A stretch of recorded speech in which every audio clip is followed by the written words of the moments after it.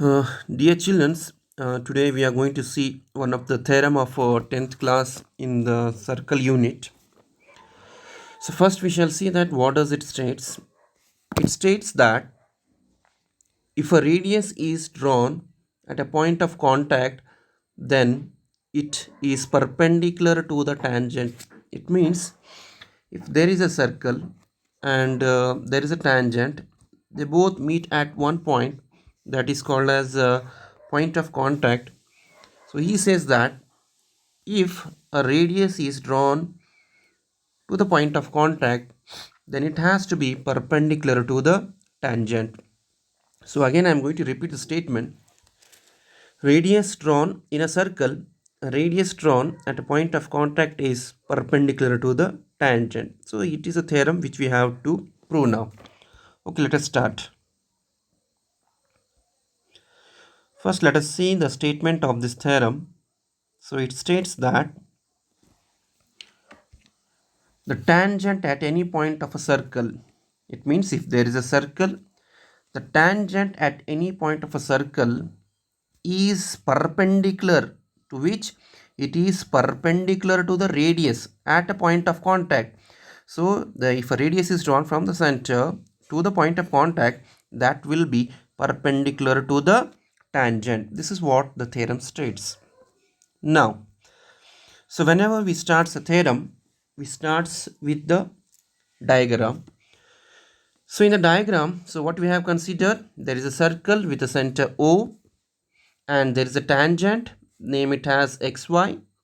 Then there is a radius, that is OP, here we have drawn. So that dotted line that comes later on in the part of construction. So basically here the given data, from the given data we are able to draw this much of diagram. Here O is a center, P is a point of contact and xy is the tangent. So here it is data. Consider a circle with center O and xy is a tangent, OP is a radius and P is a point of contact.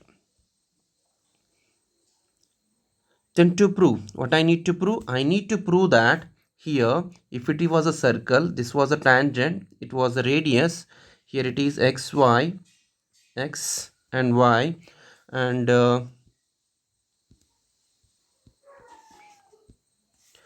here this OP is what? Perpendicular to this xy, that I need to prove. So in order to prove that,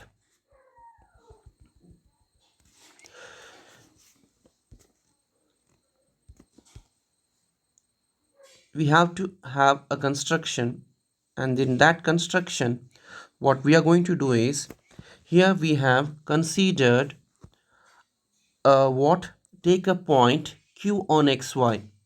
We were having this tangent. For this tangent we have taken a point q on that xy. You can take anywhere apart from that point of contact. So here we have taken the right side. So that point we have considered it as what? We have considered it as q. So then after that join OQ. We have joined here. This dotted lines indicates that construction, that is what extra part, that is OQ. And again here OQ cuts the circumference at a point R. This line which we have joined from O to Q, it is been intersecting the circumference at a point R. Then the last part of a theorem, that is proof. It will be divided in two parts, that is statement and reason. And the first thing what we have written here is that OP is equal to OR. Here I'm going to show on the figure that OP is equal to OR.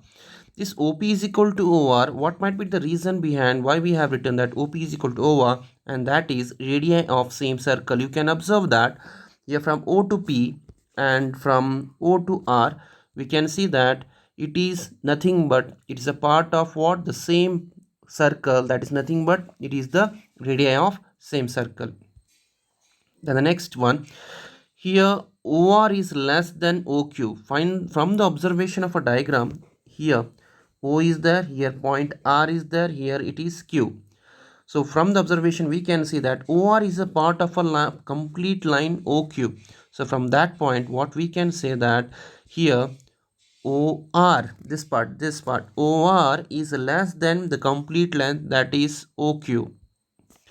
So for this we can give the reason that according to the axiom number 5 of Euclid, that is whole is greater than the part. Then at last what we are going to write that here in the second step we have written that OR is less than OQ. Here in this place we know that OR is also is equal to OP. Here in place of OR I am replacing by OP. So directly what I am going to write is that OP is less than OQ, because here we have mentioned that OP is nothing but which is equal to OR. So in place of OR we have written OP. So now it comes that what this OP is less than what OQ.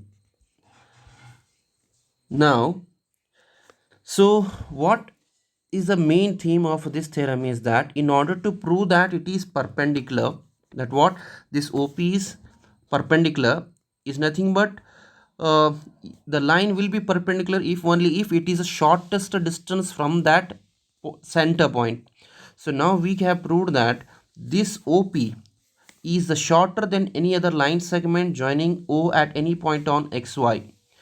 If you are taking any so many numbers of the lines, that is from O to this line XY, then also this line will be shorter than those other lines.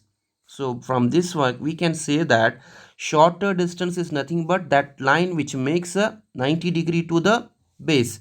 So last week are saying that since it is shorter distance, that is a shorter distance, so we are able to tell that OP is perpendicular to XY. So by this we have proved that this OP, which is a shorter distance from the point O to the point of contact P, that is the shortest distance. Since it is shortest distance, we can say that it is nothing but OP is perpendicular to the XY. So this was all about the theorem.